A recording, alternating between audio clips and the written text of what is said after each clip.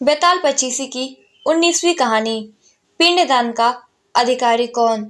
वक्रोलक नाम के एक राज्य में सूर्यप्रभ नाम का राजा हुआ करता था। सूर्यप्रभ की कोई संतान नहीं थी। उसी के समकालीन एक दूसरे राज्य में धनपाल नामक राजा राज करता था। धनपाल की पत्नी का नाम हिरण्यवती था और उसकी एक पुत्री थी जिसका नाम धनवती था। जब धनवती बड़ी हुई तो धनपाल मर गया और उसका सारा धन रिश्तेदारों ने लूट लिया। हिरण्यवती उसी रात को अपनी पुत्री धनवती को लेकर राज्य छोड़कर चली गई। रास्ते में हिरण्यवती को एक चोर सूली पर लटका हुआ मिला जो कि अधमरा था और शायद मरने वाला ही था। हिरण्यवती उसके पास गई तो उसने अपना परिचय दिया और बोला कि मैं तुम्हें 1000 असरफियां दूंगा, तुम अपनी लड़की की शादी मुझसे कर दो। हिरण्यवती ने कहा कि तुम तो मरने वाले हो। चोर ने कहा कि मेरे कोई पुत्र नहीं है और निसंतान को स्वर्गलोक में जगह नहीं होती है। यदि मेरी वजह से किसी को पुत्र प्राप्त होगा तो मुझे सद्गति मिलेगी। हिरण्यवती ने लोभ में आकर उसकी बात मान ली और लड़की की शादी करवा दी। चोर ने कहा कि इस पेड़ के नीचे कुछ असरफियां पड़ी हुई हैं, तुम इसे लेकर अपनी बेटी के साथ वापस नगर में चली जाना। इतने में चोर के प्राण निकल गए और हिरण्यवती असरफियां लेकर वापस नगर चली गई।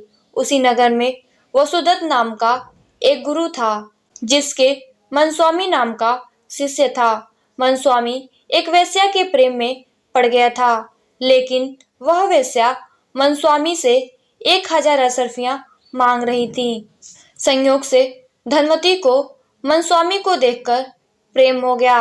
अपनी दासी को भेजा तो मनस्वामी ने कहा कि यदि मुझे 500 असरफियां मिल जाए तो मैं एक रात के लिए धनवती के साथ रह सकता हूँ।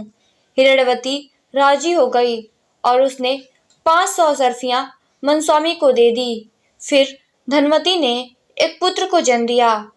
उसी रात को शिव जी ने उन्हें दर्शन दिए और कहा कि इस बालक को तुम 1000 असरफियों के साथ राजा के द्वार पर रख आओ। माँ और बेटी ने ऐसा ही किया। फिर शिव जी ने राजा को दर्शन दिए और कहा कि जाओ, तुम्हारे दरवाजे पर एक बालक है, उसे ले लो। राजा ने दास को भेजकर बालक और असरफियां को अंदर मंगवा लिया। राजा ने उसका नाम चंद्रप्रभ रखा। जब चंद्रप्रभ बड़ा हुआ तो राजा उसे गद्दी सौंपकर काशी चला गया। काशी में ही राजा की मृत्यु हो गई। अपने पिता का ऋण चुकाने के लिए वह काशी गया। जब वह घूमते हुए गयाकूप पहुंचा तो उसने पिंडदान करने के लिए हाथ निकाले तो 3 हाथ एक साथ निकले। चंद्रप्रभ यह देखकर चकित हुआ। उसने ब्राह्मणों से पूछा कि किसको पिंड दूं। ब्राह्मणों ने कहा कि लोहे की कील वाला चोर का हाथ है, पवित्री वाला ब्राह्मण का है और अंगूठी वाला राजा का है। आप तय करो कि किसे देना है। बेताल राजा से पूछता है कि बताओ राजा, उसे किसे पिंड देना चाहिए। राजा ने कहा कि चोर को, क्योंकि वह उसी का पुत्र था। मनस्वामी उसका पिता नहीं हो सकता क्योंकि वह सिर्फ एक रात के लिए खरीदा हुआ था। राजा भी उसका पिता नहीं हो सकता है क्योंकि उसने बालक को पालने के लिए असरफियां ली थीं।